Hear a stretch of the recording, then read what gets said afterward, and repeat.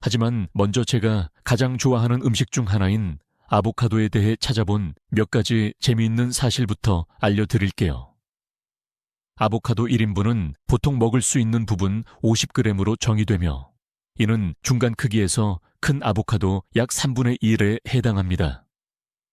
또 한 가지는 우리가 보통 아보카도를 채소로 이야기하지만 사실 그것은 과일이자 베리입니다.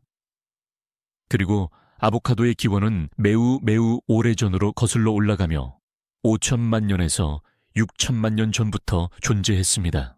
그 기간 동안 아보카도는 매우 큰 선사시대 동물들에 의해 씨앗이 퍼져 생존했습니다. 하지만 약 13,000년 전 이 동물들이 멸종된 이후 아보카도는 더 이상 그 동물들에 의해 퍼질 수 없었고 그때부터 아보카도의 생존은 인간에게 달려 있었습니다. 그래서 인간은 10,000년 이상 아보카도를 재배하고 즐겨왔으며 처음 재배된 지역은 남미와 중미였습니다. 우리는 종종 과일과 채소를 더 많이 먹어야 한다고 듣습니다. 과일과 채소를 더 많이요. 하지만 저는 작은 비교를 하고 싶습니다. 그리고 다른 과일들 사이에 어떤 엄청난 차이가 있을 수 있는지 보여드리고 싶습니다. 아보카도는 과일이며 150g을 기준으로 총 탄수화물, 섬유질, 순탄수화물, 설탕, 그리고 지방 함량을 사과와 비교해 보겠습니다. 아보카도는 약 13g의 총 탄수화물을 가지고 있지만 중간 크기에서 큰 사과는 약 23g을 가지고 있습니다. 따라서 상당한 차이가 있지만 여전히 비슷한 범위 내에 있습니다. 하지만 섬유질 함량을 볼 때 정말 흥미로워집니다. 아보카도는 사과보다 섬유질이 4배 더 많습니다. 우리는 종종 사과가 섬유질이 정말 풍부하다, 환상적인 섬유질 공급원이다 라고 듣습니다. 인터넷에서 다양한 목록을 확인해 보면 거의 모든 목록에 사과가 포함되어 있지만 아보카도가 포함되어 있는 것은 아닐 수도 있습니다. 오늘날 우리가 직면한 가장 큰 문제 중 하나는 인슐린 저항성과 탄수화물 내성 부족입니다. 우리가 탄수화물을 섭취하면 음식을 분해하고 흡수하며 혈당으로 변환됩니다. 이는 인슐린을 촉발하고 이를 너무 많이 하면 인슐린 저항성이 생기고 과체중이 되며 대사 건강이 나빠집니다. 따라서 우리가 이해해야 할 것은 탄수화물 자체의 문제가 아니라 우리가 흡수할 수 있는 탄수화물이라는 것입니다. 그리고 섬유질은 흡수할 수 없습니다. 이것이 우리가 총 탄수화물에서 총 섬유질을 빼서 순탄수화물을 계산하려는 이유입니다. 아보카도를 사과와 비교할 때 엄청난 차이가 있음을 알 수 있습니다. 아보카도에는 혈당이 될 수 있는 것이 거의 없습니다. 반면에 사과의 거의 모든 탄수화물은 혈당이 됩니다. 사실 사과는 혈류에 흡수되어 혈당이 될 수 있는 순탄수화물이 그렇게 배 더 많습니다. 우리가 대사 문제, 인슐린 저항성, 제2형 당뇨병을 겪고 있을 때 정말 피하려 노력해야 하는 설탕, 즉 포도당과 과당으로 구성된 자당을 볼 때 아보카도는 아주 작고 하얀 설탕 조각만이 있지만 사과에는 거의 모든 탄수화물이 설탕입니다. 즉 절반이 사실 과당입니다. 사과, 오렌지, 배와 같은 과일이 백설탕이나 과당 시럽과 같은 첨가된 설탕보다 훨씬 낫지만 여전히 그것은 설탕입니다. 인슐린 저항성이 있는 사람에게는 여전히 도전이며 부담입니다. 이 두 가지의 설탕 또는 과당 함량을 비교할 때 사과에는 아보카도보다 10,000배 더 많은 설탕과 과당이 있습니다. 그렇다면 왜 하루에 사과 한 개는 의사를 멀리하게 한다와 같은 속담이 있고 하루에 아보카도 한 개가 아닌 이유는 무엇일까요? 그리고 왜 사과가 건강한 음식 목록에서 훨씬 더 인기 있는 이유가 무엇일까요? 답은 당연히 지방입니다. 아보카도는 15%의 지방을 가지고 있습니다. 중간 크기에서 큰 아보카도는 약 23g의 지방이 있습니다. 반면에 사과를 보면 그 작은 조각은 거의 눈에 띄지도 않습니다. 사과에는 약 0.2g의 지방만이 있습니다. 사실상 지방이 없습니다. 이것이 제가 사과가 영양사들과 체중 감량을 시도하는 사람들에게 훨씬 더 인기 있는 이유라고 믿는 이유입니다. 여전히 칼로리와 지방, 저지방, 무지방 등에 관한 생각 때문입니다. 실제로 아보카도는 사과보다 지방이 154배 더 많습니다. 하지만 우리는 인류로서 겪고 있는 이 모든 대사 문제들이 설탕과 과당, 이 하얀 막대의 절반, 그리고 혈당이 되는 순탄수화물과 관련이 있다는 것을 깨달아야 합니다. 혈액검사 파트. 혈당 조절. 혈당 조절에 관한 혈액검사의 첫 번째 부분을 살펴보겠습니다. 고전적인 지표는 포도당입니다. 최적 범위는 65에서 88 사이입니다. 단식 중이거나 적어도 24시간 이상 케톤식이 요법을 하고 있다면 65까지 내려갈 수 있습니다. 조금 더 온건하고 하루에 2번 식사를 한다면 아마 72 또는 75에서 88 사이가 적절할 것입니다. 하지만 표준 범위, 즉 혈액 검사를 받고 결과를 받았을 때 나오는 검사소 범위는 보통 65에서 100 사이입니다. 그들은 어떻게 그 범위를 정할까요? 그것은 통계적 분포, 이른바 벨 곡선에 기반합니다. 거의 어떤 변수든 인구를 대상으로 검사하면 값들이 이 벨 곡선 분포에 따르는 것을 발견할 수 있습니다. 검사 결과의 경우 그들은 가운데 95%를 정상이라고 합니다. 따라서 그 범위보다 높거나 낮다는 것은 기본적으로 그 범위보다 높거나 낮은 2.5%에 속한다는 의미입니다. 인구가 더 아프거나 더 과체중이 되거나 인슐린 저항성이 더 심해짐에 따라 이 곡선은 이동할 것이며 다른 주에서는 다르기도 합니다. 그래서 저는 그것이 그렇게 좋은 지표가 아니라고 믿습니다.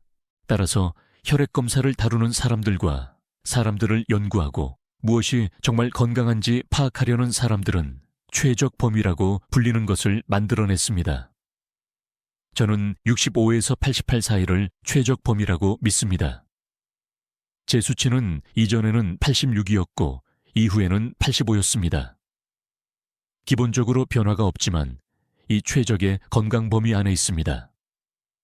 포도당은 매우 유용한 지표이며 간단하게 측정할 수 있습니다. 하지만 훨씬 더 나은 지표는 당화혈 색소 HbA1c라고 불립니다. 이것은 장기간에 걸쳐 평균 포도당 수치를 확인하여 추세를 파악하는 데 훨씬 더 유용한 지표입니다. 포도당은 탄수화물 섭취를 줄이거나 심지어 며칠 단식하는 것만으로도 매우 빠르게 변화할 수 있습니다. 당화혈 색소는 포도당이 적혈구의 단백질, 즉 헤모글로빈에 얼마나 붙어 있는지를 측정하는 방식으로 작동합니다. 그리고 얼마나 많이 붙어 있는지 확인할 수 있습니다. 정상 범위, 최적 범위는 4.8에서 5.0%입니다. 검사소 범위는 다시 5.1%까지 올라가며 5.7% 이상을 당뇨 전 단계라고 합니다. 제 수치는 이전에는 5번 3이었고 이후에도 원 3이었습니다. 따라서 다시 최적 범위에 있었고 변화가 없었습니다. 하지만 우리가 반드시 검사해야 할 한 가지 지표는 인슐린입니다. 이것은 단순히 혈당 수치보다 인슐린 저항성을 파악하는 데 훨씬 더 좋은 지표입니다. 여기서 최적 범위는 2에서 5 사이입니다. 이는 인슐린 민감성이 매우 높은 사람이 공복 인슐린 수치로 약 2에서 R을 가질 것임을 의미합니다. 제 수치는 이전에는 4.2였고 이후에는 3.9였습니다.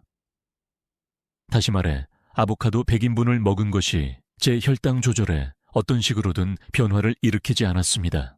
하지만 여기서 검사소 범위에 대해 이해해야 할 것은 검사소 범위가 최적 범위보다 약간 더 넓지만 포도당과 당화혈 색소의 경우 극적으로 다르지는 않다는 것입니다. 몇 포인트 내에 있습니다. 하지만 인슐린을 볼 때 이 추세가 정말 변하고 있습니다. 사람들이 점점 더 인슐린 저항성이 심해지면서 이 곡선이 이동합니다. 95% 분포에 대한 이 값들을 보면 이쪽은 약 2의 인슐린 값이 될 것이고 이쪽은 약 15의 인슐린 값이 될 것입니다. 이제 최적 범위는 사실 아래쪽에 있습니다. 이것이 사실상 대사적으로 정말 건강한 사람이 얼마나 적은지를 보여줍니다. 반면에 인구의 대다수는 인슐린 저항성, 당뇨 전 단계, 심지어 제2형 당뇨병으로 빠져들고 있습니다. 많은 사람들은 25세가 될 때쯤 제2형 당뇨병을 앓게 될 것입니다. 하지만 인슐린에 의해 조절되고 억제되는 변수인 포도당만 측정한다면 우리는 그 추세를 완전히 놓치게 될 것입니다. 실험, 요약, 결국 저는 10일 동안 아보카도 각 4인분을 먹었습니다. 이것은 제가 섭취한 전체 칼로리의 31%에 해당하는 8,684 칼로리를 제공했습니다. 저는 모든 칼로리를 계산하지는 않았지만 하루에 약 2,800 칼로리를 섭취했습니다. 이것은 또한 102g의 단백질, 354g의 섬유질, 단지 96g의 순탄수화물, 그리고 15g의 설탕만을 제공했습니다. 그 칼로리의 대부분은 81g의 지방에서 왔습니다. 우리 문화에는 지방 혐오증이 있습니다. 지방은 나쁘다. 지방은 심장을 막는다. 지방은 살이 찌게 한다고 오랫동안 들어왔습니다. 이 중 어느 것도 사실이 아닙니다. 동시에 우리는 지중해식 식단이 매우 건강하다고 듣습니다. 그리고 그 사람들은 실제로 올리브 오일을 엄청나게 먹는데 이는 대부분 단일 불포화 지방입니다. 그리고 아보카도의 지방은 대부분 단일 불포화 지방이라는 것이 밝혀졌습니다. 아보카도에 있는 단일 불포화 지방산의 비율은 올리브 오일에 있는 비율과 거의 정확히 같습니다. 따라서 아보카도가 지중해에서 유래하지 않았다는 사실 외에는 아보카도가 지중해식 식단만큼 건강하다는 매우 강력한 주장을 할 수 있습니다.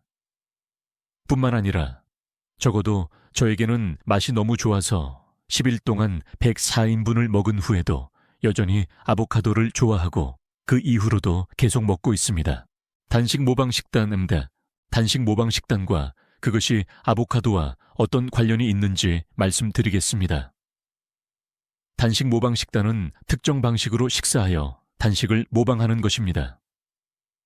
완전 단식과 거의 동일한 모든 이점을 얻으면서도 여전히 약간의 음식을 먹는 것이죠. 주로 제한해야 하는 것은 칼로리, 설탕, 단백질입니다. 키트를 판매하는 회사들이 있는데 작은 파우치와 가루들이 들어있어 섞어서 수프를 만들 수 있습니다. 몇백 달러 정도 하는데 괜찮습니다. 맛이 아주 좋지는 않지만 버틸만하고 미리 포장되어 있습니다. 아니면 상당한 시간을 투자하고 연구하여 온라인에서 모든 레시피를 찾고 파라미터에 맞는 음식을 직접 요리할 수도 있습니다. 아니면 단순히 하루에 아보카도 3, 4개만 먹고 다른 것은 아무것도 먹지 않는 방법도 있습니다. 이것은 하루에 약 868칼로리를 제공하는데 이는 키트를 구입할 때 평균적으로 얻는 칼로리와 거의 정확히 같습니다. 10g의 단백질을 얻게 되는데 이것은 또한 매우 낮은 단백질 섭취량의 파라미터를 충족하기 위해 이 방법이 권장하는 양입니다. 하루에 약 10g입니다. 장운동을 활발하게 유지할 충분한 섬유질을 얻게 되고 단지 약 7g의 순탄수화물이라는 아주 적은 양만을 얻게 됩니다. 이는 사실 키트로 얻는 것보다 훨씬 적어서 훨씬 더 좋은 결과를 얻을 수 있습니다. 설탕은 단 1.5g만 포함될 것입니다. 그리고 당연히 칼로리의 거의 전부가 지방에서 올 것입니다. 80g의 지방이죠. 하지만 다시 한번 말씀드리지만 이것은 올리브 오일과 같은 종류의 지방입니다. 지방 중 51g은 단일 불포화 지방산, 올리브 오일처럼 올레산입니다. 단식 모방 식단에서는 보통 일주일에 2일 정도 하고 나머지 5일은 정상적으로 식사하는 것을 권장합니다. 또는 하루나 3일을 선택할 수도 있습니다. 원하는 대로 하면 됩니다. 하지만 이것을 시도해보고 싶다면 아보카도 3, 4개만 먹는 것으로 아주 간단하고 저렴하게 할 수 있습니다. 영양 성분, 상세 분석, 이 아보카도에 얼마나 많은 영양소가 들어있는지 좀 더 자세히 알려드리고 싶습니다. 제가 10일 동안 백곰 4인분을 먹었을 때 하루에 다음과 같은 영양소를 섭취했습니다. 섬유질 35g, 이는 하루 권장 섭취량의 118%입니다. 장운동에 정말 도움이 될 것입니다. 아보카도에는 철분이 풍부합니다. 3.1g으로 하루 철분 권장량의 40%입니다. 마그네슘은 38%, 이는 40%, 칼륨은 77%입니다. 아연은 32%, 구리는 98%, 망간은 34%를 섭취하게 됩니다. 이것들은 섬유질과 미네랄이었습니다. 이제 비타민을 살펴보겠습니다. 비타민 C 51%, 비타민 B1 33%, 비타민 B2 50%, B3 62%, B15 152%, B19 115%, 비구수 엽산 116%를 섭취했습니다. 비타민 E 68%, 비타민 K 91%를 얻었습니다. 혈액검사 파트, 염증 지표, 혈액검사의 다음 부분을 살펴보겠습니다. 그들이 지중해 식단이 그렇게 건강하다고 말하는 이유 중 하나는 사람들이 심장병과 만성질환에 덜 걸린다는 것입니다. 그리고 그 대부분은 염증과 관련이 있습니다. 몇 가지 염증 지표를 살펴보겠습니다. 가장 흔한 지표 중 하나는 고감도 C반응성 단백질 HSCRP이라고 불립니다. 급성 감염이 있다면 이 수치는 급격히 높아져 2자릿수 또는 그 이상이 될 수 있습니다. 하지만 급성 감염이 없다면 0에서 1 사이여야 합니다. 다시 검사소 범위는 0에서 3 사이이며 염증과 대사질환이 있는 많은 사람들은 G 유육계치를 가질 것입니다. 하지만 정말 0에 가까울수록 좋습니다. 제 수치는 이전에는 0.83이었고 이후에는 0.2였습니다. 따라서 이것은 가공식품이 매우 적고 단일, 불포화 지방이 매우 많은 식단이 염증을 낮춘다는 생각과 일치합니다. 또 다른 중요한 지표는 호모시스테인이라고 불립니다. 우리는 사무실에서 모든 혈액검사에서 이것을 확인합니다. 그것은 염증 지표이며 심장병에 대한 독립적인 위험 인자입니다. 그것은 체내 중간대사 산물입니다. 특정 작용의 부산물로 간에서 생성되지만 우리는 호모시스테인을 무해한 것으로 변환해야 하며 궁극적으로 우리 몸의 가장 중요한 항산화제인 글루타치온이 됩니다. 하지만 호모시스테인을 효과적으로 변환하지 못하거나 특정 요인 대부분 비타민 B이 부족하거나 유전적 소인 결함이 있거나 대체된 MTHFR 유전자에 있다면 변환이 잘 되지 않습니다. 다시 검사소 범위는 0에 가까울수록 좋습니다. 최적 범위는 0에서 7입니다. 검사소 범위는 0에서 5까지이지만 13이나 14라면 정말 너무 높습니다. 8이나 9라면 아마 그렇게 걱정하지는 않을 것입니다. 하지만 그보다 높다면 그것을 관리하기 위해 보충을 고려해야 합니다. 제 수치는 이전에는 10.7이었고 이후에는 3 미만이었습니다. 흥미롭게도 제가 기록한 가장 낮은 수치였습니다. 또 다른 흥미로운 지표는 페리틴입니다. 그것은 우리에게 두 가지 다른 것을 보여줍니다. 한편으로는 철분 저장량을 보여주는 최고의 지표입니다. 가임기 여성이 생리가 심하면 적혈구와 헤모글로빈이 정상이더라도 페리틴 수치가 매우 낮은 경우가 많습니다. 피를 잃고 있다면 페리틴 수치가 낮다는 것은 곧 부족해질 것이라는 의미입니다. 다른 한편으로 페리틴 수치가 매우 높으면 철분 과부하를 나타낼 수 있습니다. 혈색소 침착증이라는 질병을 나타낼 수 있습니다. 매우 높다면 6제배 800 또는 1000 이상, 철분 과부하일 가능성이 높습니다. 이는 주의해야 할 사항입니다. 모든 혈액 검사에서 페리틴을 확인해야 합니다.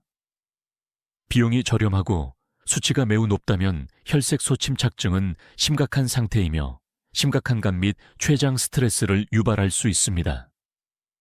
페리틴이 염증을 보여주는 방식은 염증이 세포 손상을 유발하고 페리틴은 몸을 위한 철분을 저장하는 곳인 혈액세포 안에 있어야 한다는 것입니다. 몸의 철분의 60%는 적혈구에 있고 평균적으로 40%는 페리틴에 있습니다. 세포가 파괴되면 페리틴 일부가 유출되어 혈류에서 수치가 높아집니다. 제 수치는 이전에는 334였고 이후에는 231이었습니다. 이 수치들이 절대적으로 확실한 것을 말해주지는 않지만 모두 좋은 지표입니다. 이것이 혈액검사의 목적입니다. 여러 지표를 보고 추세, 큰 그림이 어디로 향하고 있는지 확인하는 것입니다. 혈액검사 파트 3. 콜레스테롤 패널. 이제 전통적인 콜레스테롤 패널을 살펴보겠습니다.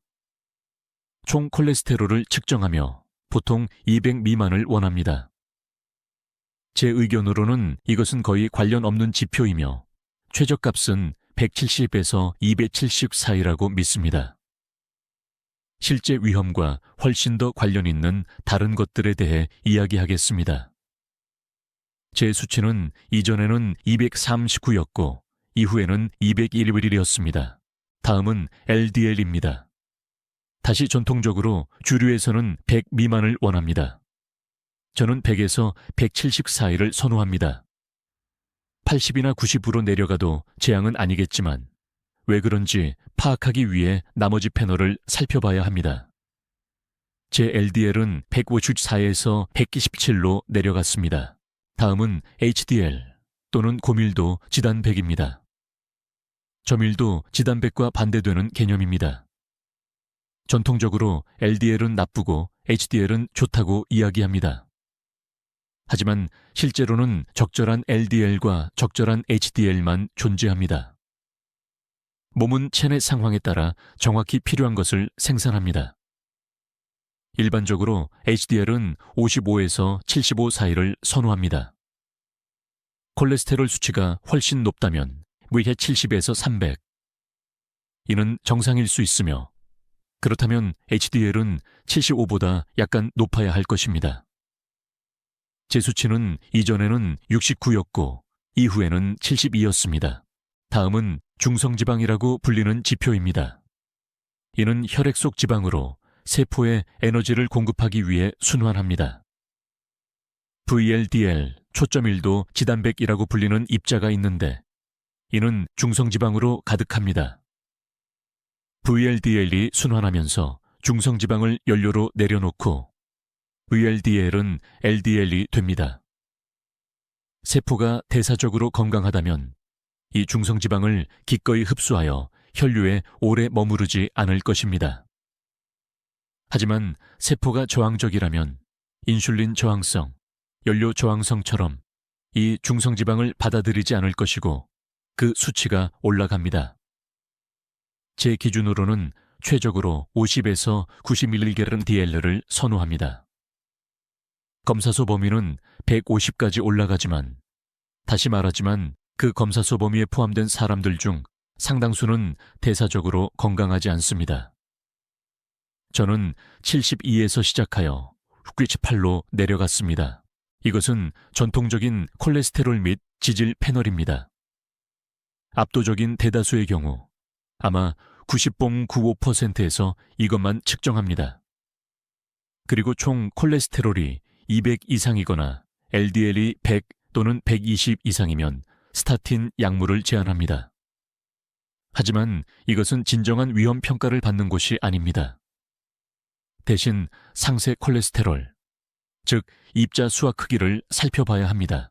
상세 콜레스테롤, 여기서 첫 번째 지표는 LDL-P, 즉 LDL 입자 수입니다. 이상적으로는 500에서 1500 입자를 선호합니다. 저는 1212에서 1009로 내려갔습니다. 따라서 LDL 입자 수에 상당한 감소가 있었습니다. 왜 그것이 중요할까요? 콜레스테롤의 무게가 아니라 입자 수이기 때문입니다. 입자가 혈관벽 내부에 부딪힐 때 통과할 위험은 입자 수가 많을수록 높아집니다. 하지만 중요한 또 다른 요소는 크기입니다. 입자가 작을수록 이 틈을 통과하여 문제를 일으키기 더 쉽습니다. 여기서 사실 범위가 있는 것은 아닙니다. 일반적으로 500 미만이어야 한다고 말하며 여기서는 입자 크기가 1000 미만이어야 한다고 말합니다. 따라서 입자의 50%를 작은 것으로 허용하는 것 같습니다. 하지만 제게는 그것이 좋은 신호가 아닙니다. 왜냐하면 입자의 50%가 작다는 것은 많은 입자가 작고 많은 입자가 손상되었다는 것을 의미하기 때문입니다.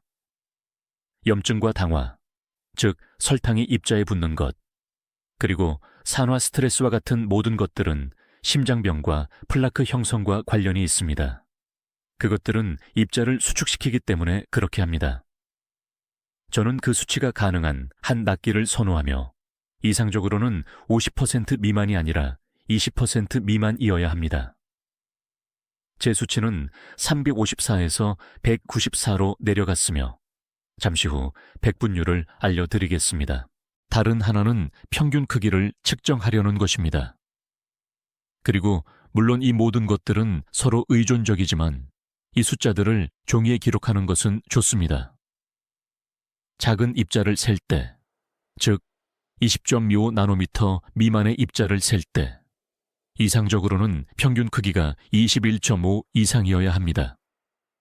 일반적으로 23을 넘는 숫자는 보지 못할 것이지만 22대 숫자를 가진 사람들을 많이 보았습니다. 제 수치는 11년 4에서 21.6으로 올라갔습니다. 따라서 이것은 우리가 본 것과 일치합니다. 총 입자 수가 감소했고 작은 입자 수가 감소했으며 크기가 증가했습니다. 이는 매우 일관적입니다. 20.5 나노미터 미만인 LDL 입자의 백분율을 보면 29%에서 19%로 내려갔습니다. 이것들은 총 콜레스테롤이나 LDL보다 심장병 위험에 대한 훨씬 더 중요한 지표입니다. LDL 입자 수와 크기에 대한 핵심 메시지는 이러한 것들이 매우 빠르게, 극적으로 변화할 수 있다는 것입니다. 저는 이전에 100시간 단식한 비디오를 만들었는데 그 후에는 이 작은 입자 수가 90 미만이었습니다. 하지만 다른 때는 정크푸드를 먹었습니다. 초과 공식품이 포함된 평균적인 미국 표준 식단을 10일 동안 먹었더니 이후 600이 넘었습니다. 따라서 동일한 사람에게서 이 수치들이 매우 짧은 시간 안에 변동할 수 있다는 것을 알 수 있습니다. 당신의 생활 방식과 몸에 넣는 음식은 엄청나게 중요하며 빠르게 변화를 일으킵니다. 다른 때에는 다양한 실험을 했고 총 입자 수가 900 미만이었던 적도 있습니다.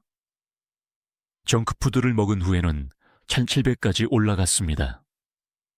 따라서 총 입자 수에서는 1에서 2의 차이를 보였습니다. 이는 심장병 위험을 정말 잘 나타내는 지표이며 10일 안에 그만큼 변할 수 있습니다. 결론 및 추가 정보